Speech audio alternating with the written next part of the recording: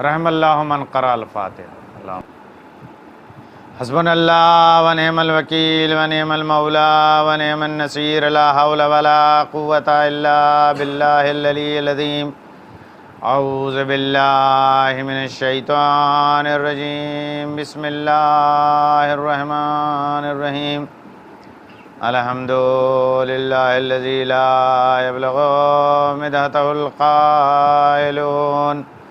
ولا یحصی نعمہ العادون ولا یؤدی حقہ المجتہدون، الذی لا یدرکہ بعد الہمم ولا ینالہ غوث الفتن، الذی لیس لصفتہ حد محدود ولا نعت موجود ولا وقت معدود ولا اجل ممدود، فطر الخلائق بقدرته ونشر الرياح برحمته ووتد بالصخور ميدان أرضه، ثم الصلاة والسلام على نبي الأمي المكي المدني القرشي الهاشمي الأبتهي مولى ومولى الكونين، جد الحسن والحسين أبي القاسم محمد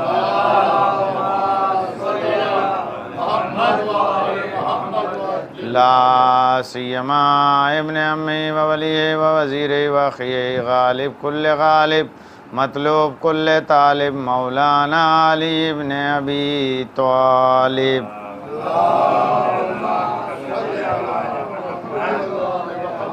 آلہ الطیبین الطاہرین المعصومین المظلومین، ولعنۃ اللہ علی اعدائہم اجمعین من الآن إلى يوم الدين، أما بعد فقد قال الله تبارك وتعالى في كتابه المبين، بسم الله الرحمن الرحيم، ربنا هب لنا من أزواجنا وذرياتنا قرة أعين واجعلنا للمتقين إماما۔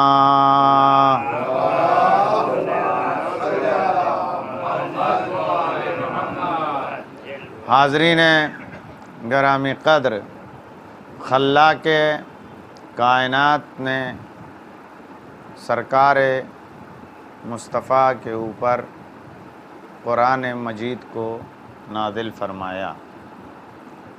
قرآن ہی وہ کتاب ہے کہ جو کتاب ہدایت ہے اور کتاب نجات بھی ہے، اور تمام خشک و تر اس قرآن کے اندر موجود ہے۔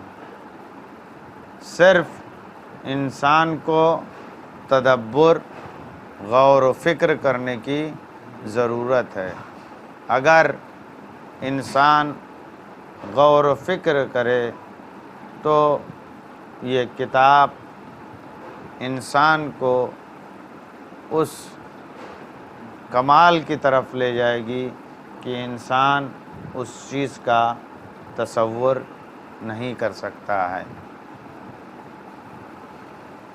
اور انسان صرف اسی کتاب میں تلاش کرے گا تو اس کو تمام چیزیں میسر ہو جائیں گی۔ ہر چیز کو احاطہ کیا گیا ہے اسی قرآن مجید کے اندر، تمام چیزیں ہیں۔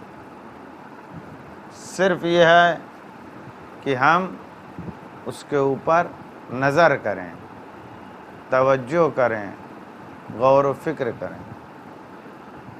قرآن مجید کی جس آیہ کریمہ کو سرنامہ کلام قرار دیا ہے وہ آیہ کریمہ دعائیہ کلمہ ہے، سورہ فرقان کی آیہ مبارکہ ہے کہ جس میں دعا ہے ربنا ہب لنا من ازواجنا، پروردگارہ قرار دینا میری ازواج کو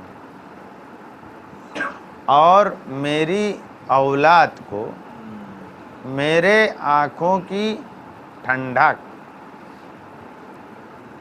اور ہم کو پرہیزگاروں کا امام قرار دینا۔ جو دین مبین اسلام کا نظریہ ہے، جو دین مبین اسلام بیان کرنا چاہتا ہے، وہ تمام وہ چیزیں کہ جو خدا کے یاد سے انسان کو غافل کر دے، ان تمام چیزوں کو ترک کرنے کے لیے کہا گیا۔ اس دنیا کو ترک کر دو، اپنی اولاد کی محبت کو ترک کر دو، اپنے مال کی محبت کو ترک کر دو۔ لیکن اس آیت کریمہ میں دعا ہے کس کے لیے؟ کہ میری ازواج اور میری اولاد کو آنکھوں کی ٹھنڈک قرار دینا۔ جو اسلام کا نظریہ ہے، اس کے مقابلے میں اگر اس دعا کو قرآن مجید کے دامن میں جگہ دی گئی ہے تو اس کا مطلب یہ ہے کہ وہ دین کی جو ترک کی گفتگو کرتا ہے کہ چھوڑ دو، اور یہاں دعا کی شکل میں اس کی طرف رغبت پیدا کی جا رہی ہے۔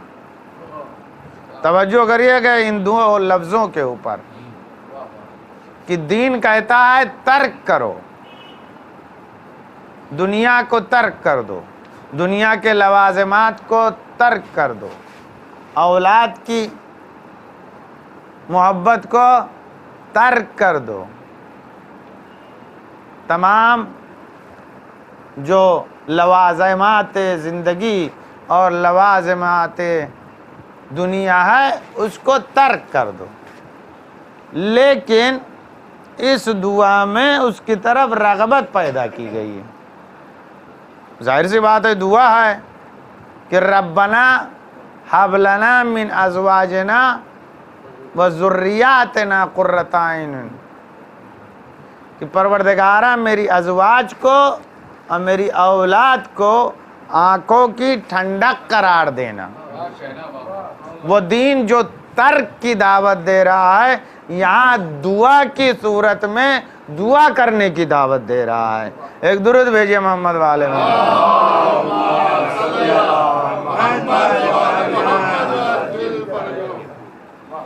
اور دعا ظاہراً یہ کلام الہی نہیں ہے،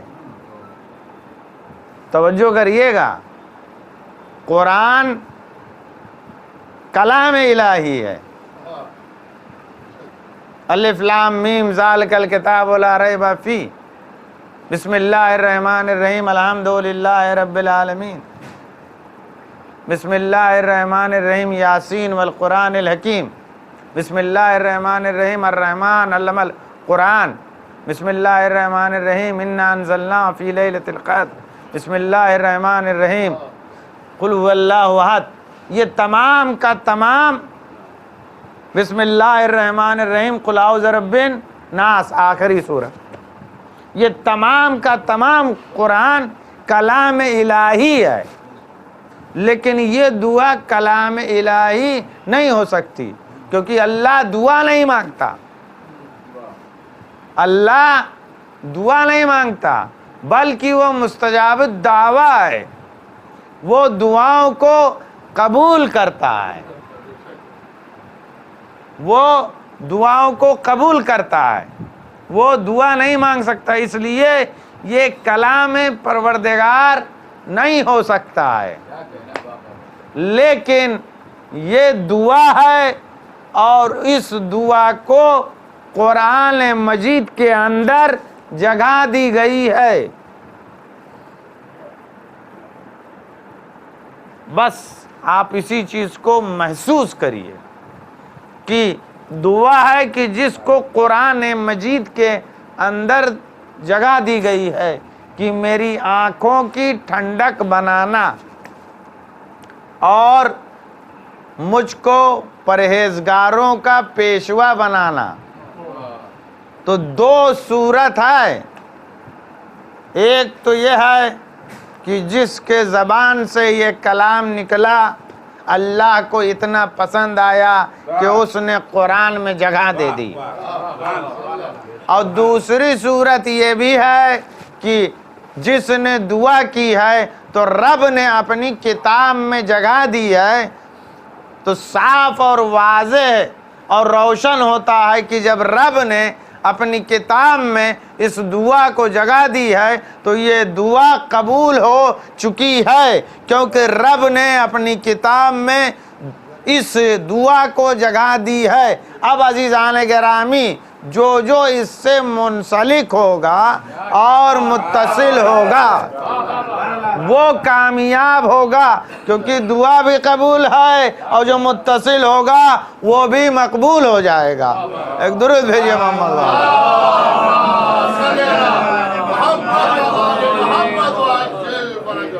عزیزان گرامی، یہ وہ دعا نہیں ہے جو ہماری آپ کی ہوتی ہے۔ ہم جب دعا کرتے ہیں تو دعا کرتے ہیں کہ ہماری اولاد ڈاکٹر بن جائے، ہماری اولاد انجینئر بن جائے، ہمارے آنکھوں کی ٹھنڈک بن جائے، یعنی اس زمرے کی یہ دعا نہیں ہے جو ہم کرتے ہیں، کیونکہ یہ اس کا تذکرہ نہیں ہے۔ کیونکہ جب ہم کسی کے لیے دعا کرتے ہیں اپنے لیے تو وہ دعا صرف اور صرف اسپیسیفک ہوتی ہے۔ انجینئر بنے گا تو جتنا بڑا انجینئر بنے گا اتنا ہی اس کا دائرہ علم تنگ ہوتا جائے گا۔ اس لفظ کے اوپر توجہ کریے، جتنا بڑا انجینئر بنے گا اس کا دائرہ علم تنگ ہوتا جائے گا، جتنا بڑا ڈاکٹر بنے گا اس کا دائرہ علم تنگ ہوتا جائے گا۔ اب آپ دیکھیے کہ وہ کارڈیولوجسٹ ہے جو دل دیکھتا ہے، وہ بخار کی دوائی نہیں دیتا ہے، اور جو دل دیکھتا ہے وہ ہڈی نہیں دیکھتا ہے، اور جو ہڈی دیکھتا ہے وہ کلیجہ نہیں دیکھتا ہے، اور جو کلیجہ دیکھتا ہے وہ گردہ نہیں دیکھتا ہے۔ درود بھیجئے محمد علیہ۔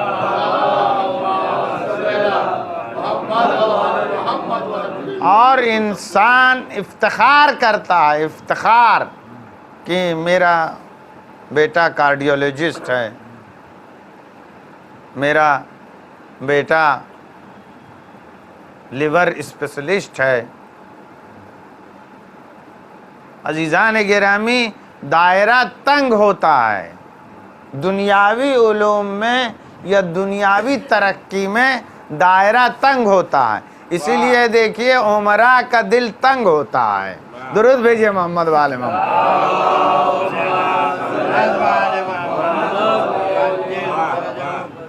حالانکہ وسیع ہونا چاہیے، یہ دنیا کا قانون ہے۔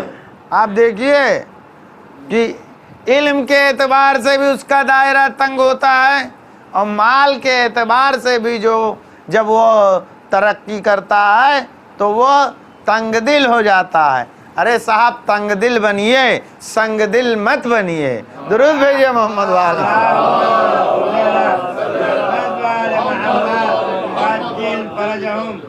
عزیزان گرامی، نہ تنگ دل بنیے اور نہ ہی سنگ دل بنیے، دونوں مذموم صفت ہے۔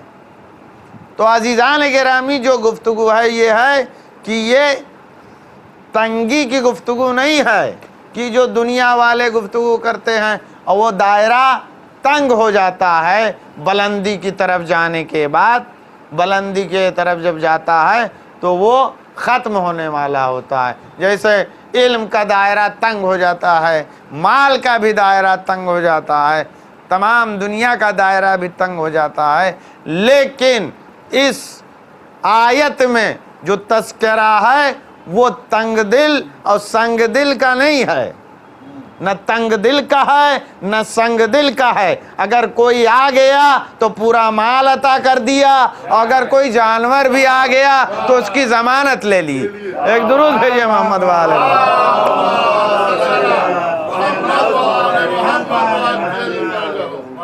عزیزان گرامی، یہ اس کا تذکرہ ہے کہ آنکھوں کی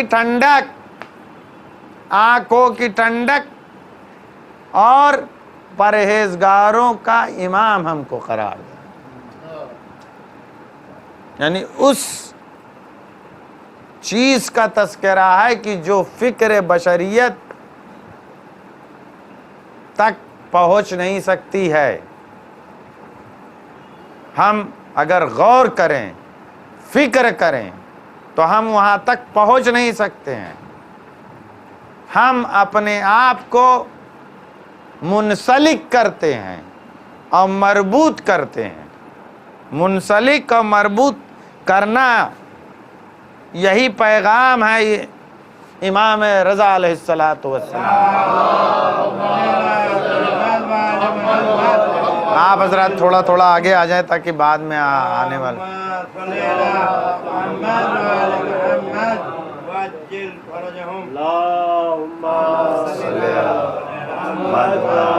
آئیے ایک اور صلوات بھیجیے محمد والے.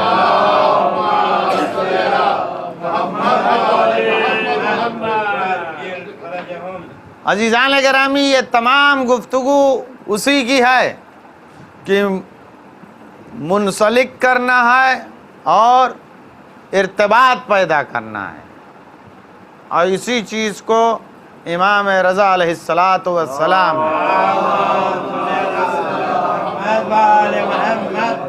بیان فرمایا. جب نیشاپور میں ہزاروں راویان حدیث اپنے قلم کو لیے ہوئے التماس کر رہے تھے، زدنی یبن رسول اللہ، زدنی یبن رسول اللہ، زدنی یبن رسول اللہ. فرزند رسول کچھ ارشاد فرمائیے، کچھ ارشاد فرمائیے، کچھ ارشاد فرمائیے.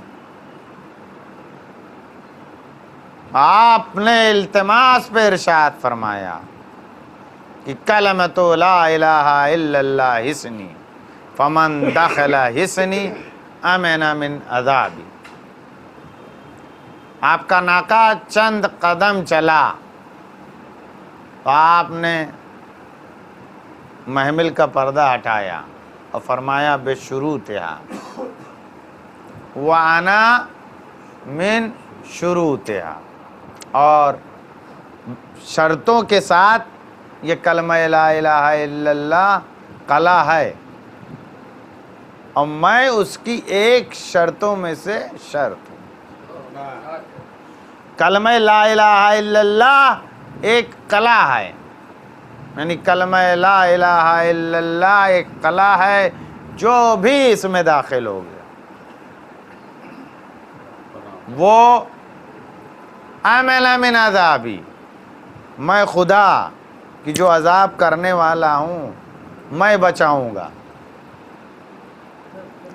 اگر حدیث کا ترجمہ کیا جائے تو یہی ہے. یہ سلسلۃ الذھاب حدیث ہے، پڑھا کر لیے کبھی کبھی، کیونکہ اس میں تمام راویان حدیث معصوم ہیں. آپ سنتے رہتے ہیں. آج میں پھر بھی ثواب کے غرض سے پڑھ دوں اور اس جگہ کو معطر کر دوں. یہ روایت جو ہے یہ امام رضا علیہ السلام فرماتے ہیں کہ میں نے اپنے بابا موسیٰ کاظم سے سنا. ایک درود بھیجیے محمد علیہ. انہوں نے اپنے بابا جعفر صادق سے سنا.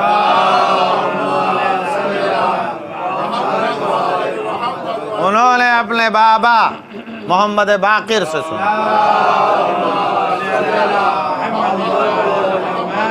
انہوں نے اپنے بابا زین العابدین سے سنا.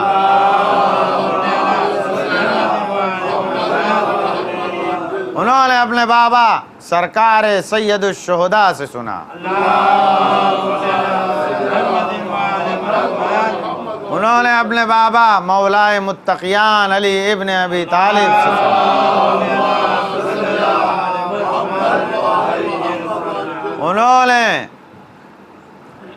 سرکار مصطفیٰ محمد مصطفیٰ صلی اللہ علیہ وآلہ وسلم سے سنا،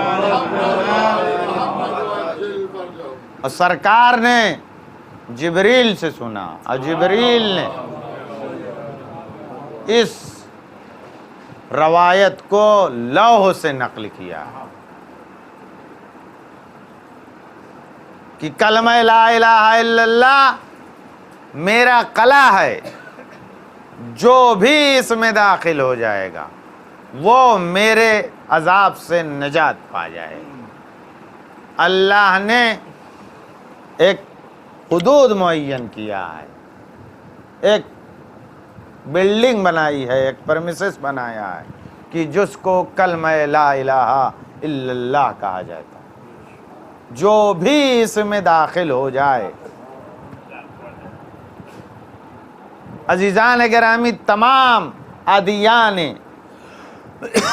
آسمانی اور تمام مکاتب فکر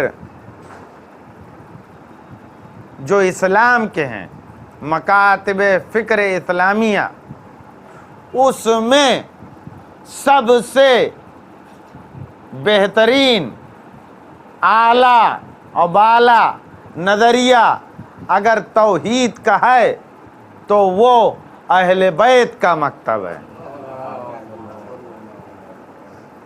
ہر شے توحید کی طرف پلٹ جائے گی، انا للہ و انا الیہ راجعون، ہم خدا کی طرف ہیں اور خدا کی طرف پلٹ جائیں گے، ہم خدا کے لیے ہیں اور خدا کی طرف پلٹ کے جانا ہے۔ یعنی کوئی بھی چیز فنا ہوگی وہ خدا کی طرف پلٹے گی۔ کلو شیء فان وَيَبْقَى وَجْهُ رَبِّكَ ذُو الْجَلَالِ وَالْإِكْرَامِ، ہر چیز فنا ہو جائے گی، فنا ختم۔ وَيَبْقَى وَجْهُ رَبِّكَ ذُو الْجَلَالِ وَالْإِكْرَامِ، صرف اور صرف قدرت پروردگار باقی رہے گا، ہر چیز فنا ہو جائے گی۔ دنیا یہ فنا ہونے والی ہے، اس دنیا میں جو کچھ ہے وہ بھی فنا ہو جائے گا، کچھ نہیں بچے گا، سب فنا ہو جائے گا، صرف قدرت پروردگار باقی رہے گا۔ اب ہر چیز فنا ہو جائے گا تو یہ جاہ و حشم و سلطنت و مال و متاع و نام و نمود، سب کچھ، یہ جسم بھی فنا ہو جائے گا، اس دنیا میں یہ جسم بھی فنا ہو جائے گا۔ کم سے کم اللہ ہم کو قیامت تک، علیکم السلام، ایک درود بھیجیے محمد والے میں، آئیے تشریف لائیے آگے، تھوڑا سا اور آگے آ جائیں نسیم بھائی،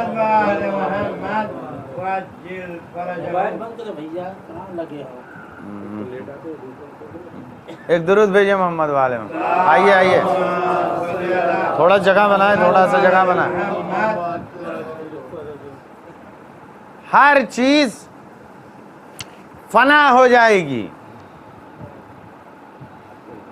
فنا ہو جائے گی، لیکن صرف اور صرف قدرت پروردگار ہے جو باقی رہے گا۔ اور کلمہ لا الہ الا اللہ میرا قلعہ ہے، جو اس میں داخل ہو جائے گا وہی عذاب سے محفوظ رہے گا۔ اب یہ ہے کہ ہم کو اپنے آپ کو مربوط کرنا ہے خدا منان سے، ہم کو اپنے آپ کو مربوط کرنا ہے ذوالجلال سے، ہم کو اپنے آپ کو مربوط کرنا ہے رب سے، کیونکہ ہر چیز فنا ہو جائے گی، صرف قدرت الہیہ ہی باقی رہے گا۔ اب عزیزان گرامی، اسی میں آپ تلاش کریے اور جستجو۔ میں نے عرض کیا ہے کہ تمام ادیان آسمانی اور تمام مکاتب فکر اسلامیہ اور ان کے نظریے کو آپ دیکھیے گا۔ تمام مکاتب فکر اسلامیہ اور تمام ادیان اسلامی توحید کے بارے میں ان کا نظریہ توحید، صرف توحید کی بات ہے، باقی آپ چھوڑ دیجئے۔ توحید کے بارے میں اگر ادیان اسلامی، ادیان آسمانی کو آپ دیکھیں تو جو دین مشہور ہے ان کے ہاں 3 کا نظریہ پایا جاتا ہے، 3 کا۔ یہودی ہو چاہے نصرانی ہو، اس کے ہاں 3 کا نظریہ پایا جاتا ہے، تثلیث۔ کسی کے ہاں عزیر اللہ کا بیٹا ہے، کسی کے ہاں عیسیٰ اللہ کا بیٹا ہے، ماں بھی اور روح القدس، ہولی اسپرٹ، مدر اور کیا ہے، سن اینڈ دا ہولی اسپرٹ، 3 ہے۔ 3 کا نظریہ ہے تثلیث کا توحید میں۔ یہ آسمانی دین ہے۔ یہودیوں کے ہاں بھی ہے، عزیر اللہ کے کیا ہیں، بیٹے ہیں، اور بقیہ ان کا اپنا نظریہ 3۔ اور آپ دیکھیے کہ ہندوستان میں بھی جو دین ہے ان کے ہاں بھی 3 کا ہے نظریہ، 3 کا نظریہ ہے۔ اب مکاتب فکر اسلامیہ میں بھی 3 ہیں۔ درود بھیجیے محمد وآل محمد۔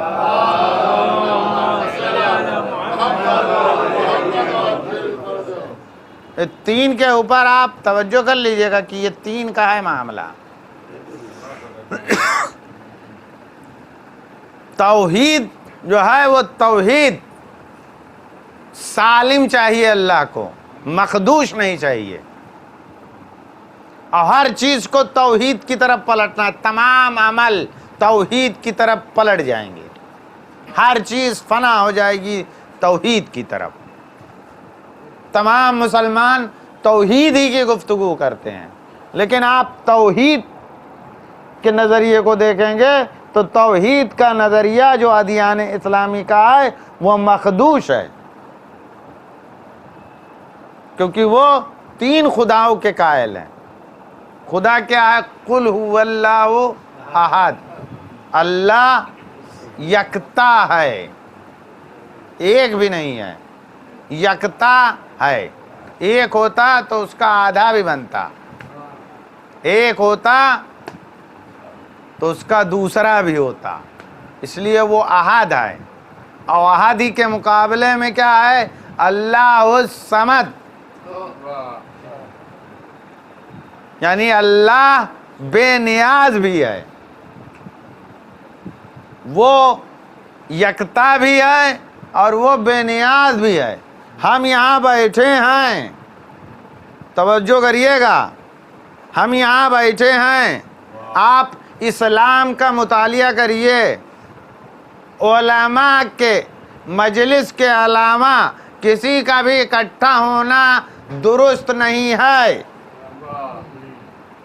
کیونکہ یہ فتنہ اور فساد پھیلانے والے لوگ ہیں، اور باقاعدہ کہا گیا ہے بازاری لوگ ہیں، یہ اکٹھا نہ ہوں۔ اختلاف و رحمہ، یہ بکھر جائیں تو رحمت ہے، اکٹھا ہو جائیں تو فتنہ ہے۔ توجہ نہیں کر رہے صاحب، ارے صاحب آپ توجہ کریے گا۔ ہاں، آپ علماء کا اجتماع کے علاوہ آپ دکھائیے گا تو کہا گیا امت اکٹھا ہو جائے تو کہا آپ شر پھیلے گا، اور ثقیفہ میں اکٹھا ہوئی اور شر پھیلا۔ درود بھیجیے محمد والے۔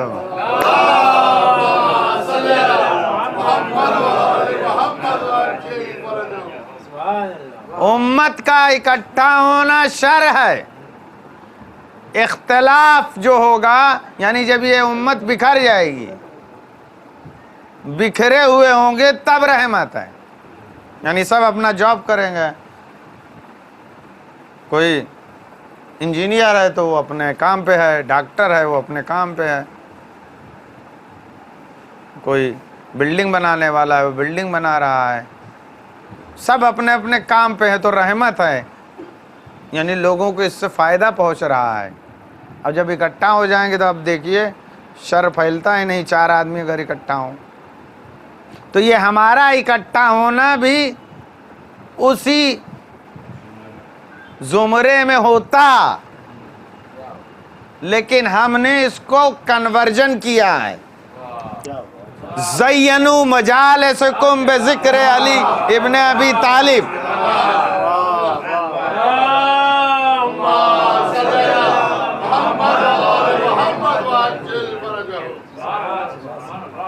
عزیزان گرامی، ہم نے اس عمل کو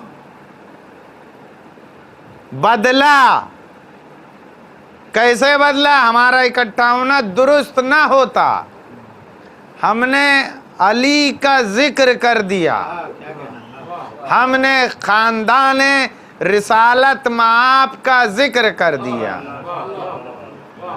تو وہ چیز کہ جو فتنے میں تبدیل ہوتی، فساد میں تبدیل ہوتی، اور پھر روایت کہ فتنہ اور فساد کیا ہے؟ اشد من القتل، تو کہا گیا کہ یہ قتل سے بھی زیادہ شدید ہے فتنہ اور فساد۔ اب عزیزان گرامی اس کو کیسے کیسے پھیرا گیا، اب آپ توجہ کریے کہ ہم اکٹھا ہوئے، وہ مجلس ہوئی، اور مجلس ہوئی تو علی کے ذکر کے ساتھ اس کے فساد کو ختم کیا گیا۔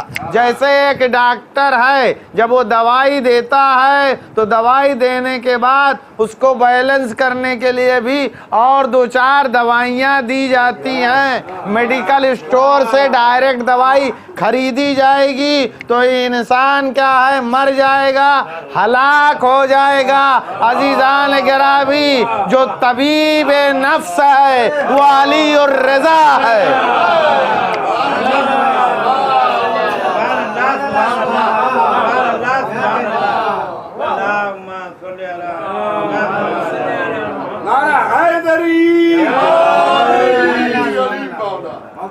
جو طبیب نفس ہے اس کے ذریعے سے جب ہم دین لیں گے، جب ہم کوئی کام کریں گے، تب ہم کو نجات ملے گی۔ یہی پیغام ہے کہ ہر چیز فنا ہوگی توحید کی طرف، اسی لیے ہر کام کو انسان کو پھیرنا ہے، ایسوسیٹ کرنا ہے توحید کی طرف، یہ جانیے توحید کی طرف ایسوسیٹ کرنا ہے ہر چیز کو، ہر کام کو۔ اب آپ عزیزان گرامی یہ توحید کے نظریوں کو سمجھیے، یہ آسان نہیں ہے اور نہ ہی زیادہ مشکل ہے، دونوں چیزیں ہیں۔ مسلمانوں سے جب توحید کے بارے میں پوچھا جائے گا تو مسلمان کہے گا کہ روز قیامت اللہ کا چہرہ دکھائی دے گا۔ مسلمانوں سے پوچھا جائے گا کہ کیا ہے اللہ کے بارے میں تمہارا نظریہ، تو یہ مسلمان کہے گا کہ جب جہنم حل من مزید حل من مزید کہے گی تو اللہ اپنا پیر ڈال دے گا،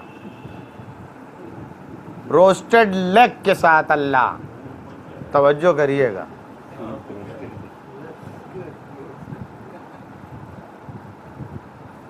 روسٹڈ لیگ پیس۔ اس کے بعد مسلمان سے پوچھا جائے اللہ کے بارے میں اور بتاؤ، تو مسلمان کہتا ہے کہ جمعرات کو اللہ گدھے پہ سوار ہوتا ہے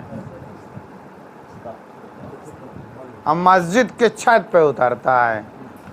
اس لیے لوگوں کو چاہیے کہ گھاس وغیرہ کی ویوستھا انتظام کر دے تاکہ اللہ کا گدھا بھوکا نہ رہے۔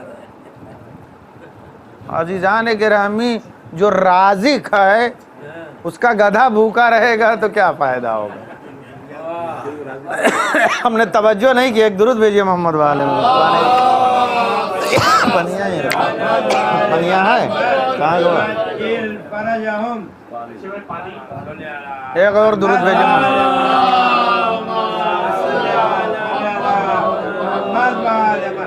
یہ صاحب توحید ہے مسلمانوں کی توحید.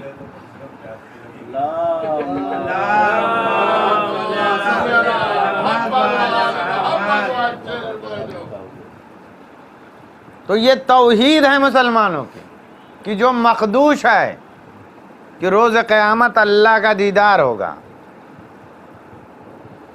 اللہ کا دیدار نہیں ہوگا, مصطفیٰ اور آل مصطفیٰ کا دیدار ہوگا. السلام علیکہ یا مغیث شیعت والزوار فی یوم الجزا. درود بھیجئے محمد والے.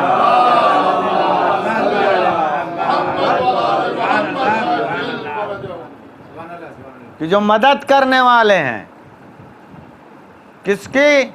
شیعوں کی اور اپنے زوار کی. یوم الجزا قیامت کے دن اللہ دکھائی نہیں دے گا بلکہ اہل بیت دکھائی دیں گے, مصطفیٰ دکھائی دیں گے, آل مصطفیٰ دکھائی دیں گے. یہ اسی غیاث سے بنا ہے. غیاث ہر چیز کا شائبہ ہونا چاہیے. عزیزان گرامی, جب ہم اللہ کو یاد کرتے ہیں اسماء حسنہ سے تو پوری کائنات میں جب تلاش کرتے ہیں تو اس کی کوئی وصف نظر نہیں آتی. جب پروردگار عالم کو یاد کرتے ہیں تو کوئی وصف ہم کو کائنات میں نظر نہیں آتی ہے. اللہ نے اپنی صفت کو وصف بنا کے مصطفیٰ اور آل مصطفیٰ میں رکھا ہے. توجہ کریے گا کہ اپنی صفت کو وصف بنا کے اور اس چیز کو پروردگار عالم نے بیان کیا ہے کہ میں محمود ہوں, یہ محمد ہے. میں اعلیٰ ہوں, یہ علی ہے. میں فاتر ہوں, یہ فاطمہ ہے. میں محسن ہوں, یہ حسن ہے. میں قدیم الاحسان ہوں, یہ حسین ہے. ایک درود بھیجئے محمد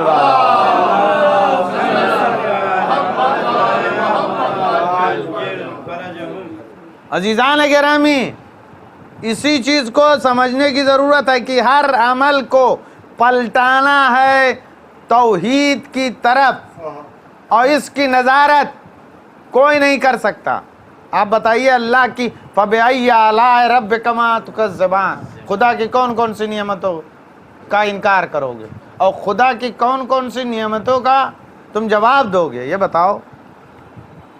کرونا آیا, پتہ چل گیا کہ سانسیں کتنی مہنگی ہے. درود بھیجئے محمد والے.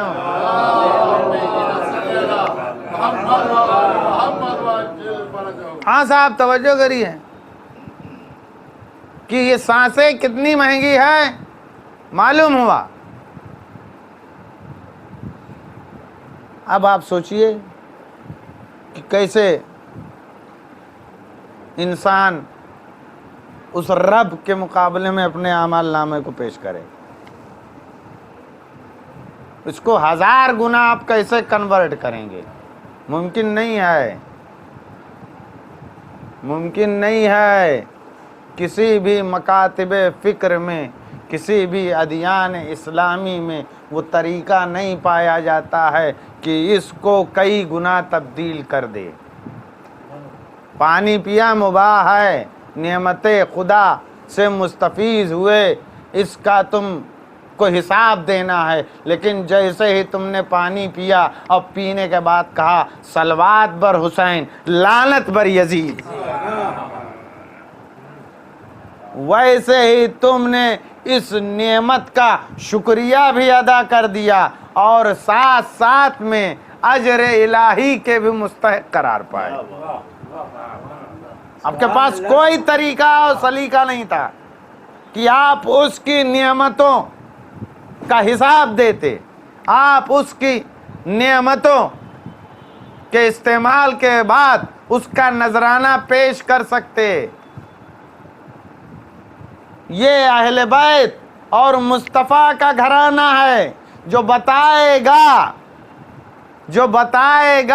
کہ تم اپنے کس عمل کے ذریعے سے اس نعمت جو خداوند کریم کی حاصل کی ہے اس کی ادائیگی کرو گے۔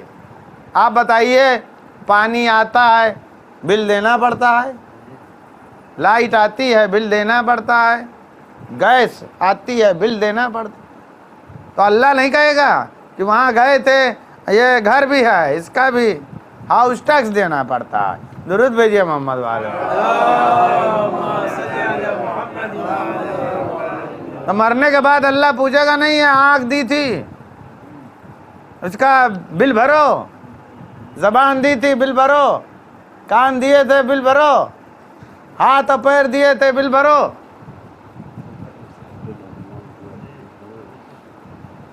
تو سب چیز کا بل بھرنا پڑے۔ یہاں آپ استعمال کر رہے ہیں قدم قدم پہ بل، بل دو بھائی بل۔ ایک درود بھیجیے محمد والے۔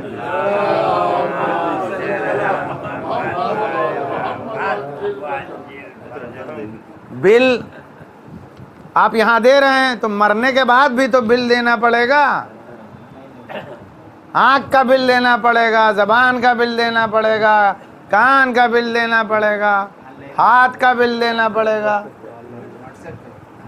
ہر چیز کا بل دینا پڑے گا۔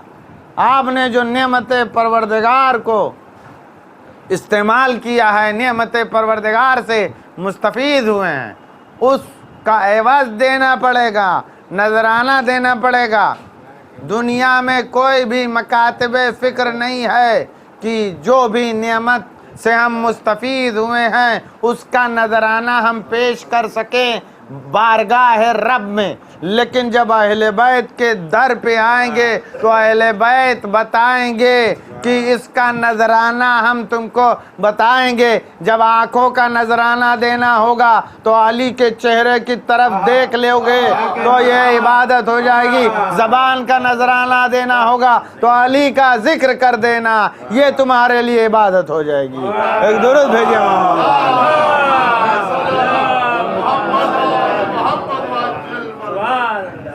عزیزان گرامی۔ اسی لیے آپ اپنے ہر عمل کو پھیریے رب کی طرف۔ روایت میں ہے کہ امام رضا علیہ الصلاۃ والسلام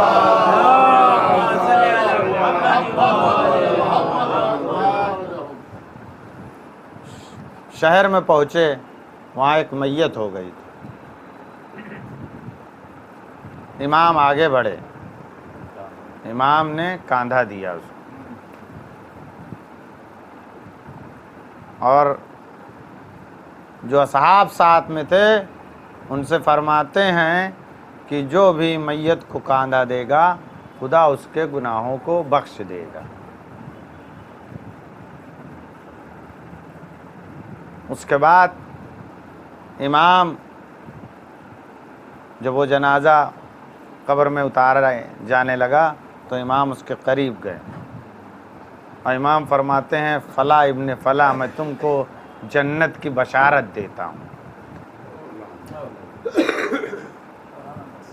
اس شخص کو سپرد خاک کر دیا گیا۔ صحابی نے پوچھا آپ اس شہر میں نئے آئے ہیں، آپ اس کو کیسے جانتے ہیں؟ توجہ کر لیجئے گا، یہی توحید کا سب سے اعلیٰ مقام ہے۔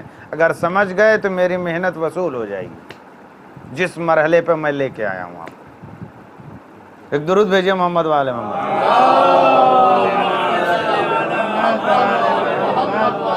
اور اس کو سمجھ بھی جائیے تاکہ میں ختم کر دوں اور آپ کی زحمت تمام کر دوں، نہیں تو آگے نہ پڑھنا پڑے۔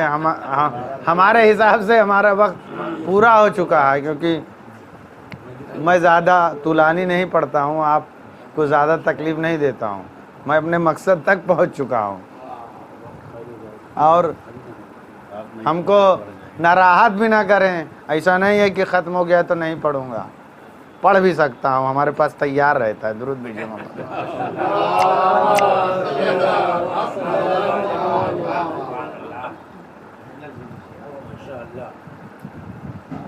تو صحابی نے پوچھا کہ آپ اس شہر میں نئے ہیں، تو امام فرماتے ہیں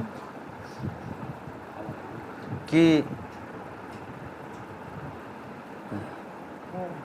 میں امام ہوں،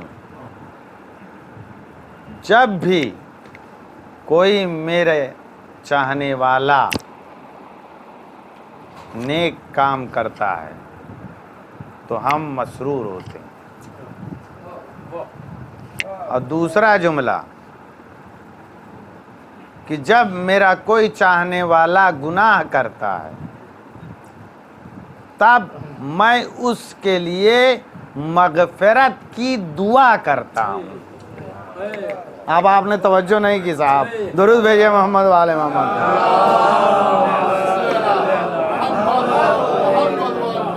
آپ توجہ نہیں کر رہے ہیں. ہم کیا ہیں؟ توبہ کرتے ہیں، توبہ.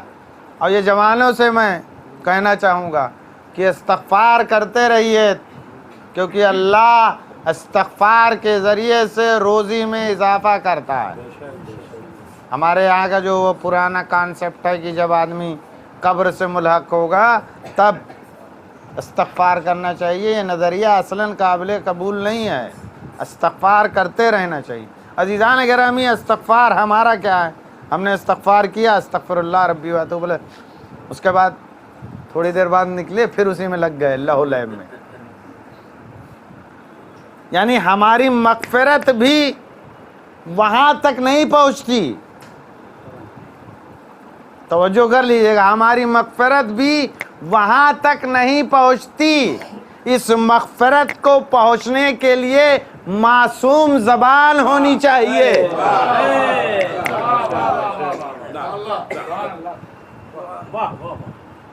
ہم امام اس لیے مانتے ہیں، ہم امامت کا عقیدہ اس لیے رکھتے ہیں کیونکہ ہمارا ہر عمل ناقص ہے، اور اس ناقص کو کامل کرنا ہے تو امام کے ذریعے سے کامل ہوگا. ہمارا استغفار بھی کامل نہیں ہے، لیکن امام اگر مغفرت کر دیں گے تو وہ کامل ہو جائے گا. ایک درود بھیجیے محمد والے.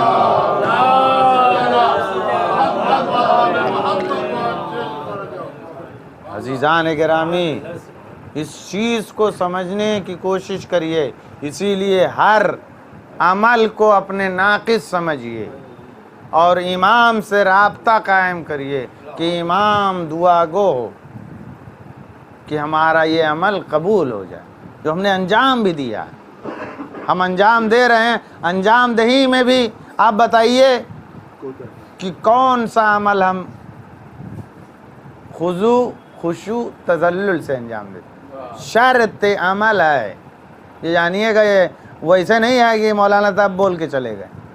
عمل کی شرط، اور خصوصاً جو سب سے بڑی عبادت ہے نماز، اس کی شرط ہے خضوع خشوع تذلل. یہ شرط ہے، شرط. کون خاضع ہے؟ خاضع ہوتے تو کوئی فتنہ ہی نہیں ہوتا، کوئی شر ہی نہیں ہوتا، کوئی برائی نہیں ہوتی. خاشع ہوتے تو یہ معاشرہ کتنا عمدہ ہوتا. تذلل، صاحب ایک بدبخت آدمی تکبر کرے تو چلیے ٹھیک ہے، وہ نمازی بھی نکلتا ہے تو سوچتا مجھ سے بڑا کوئی نمازی نہیں. درود بھیجیے محمد والے.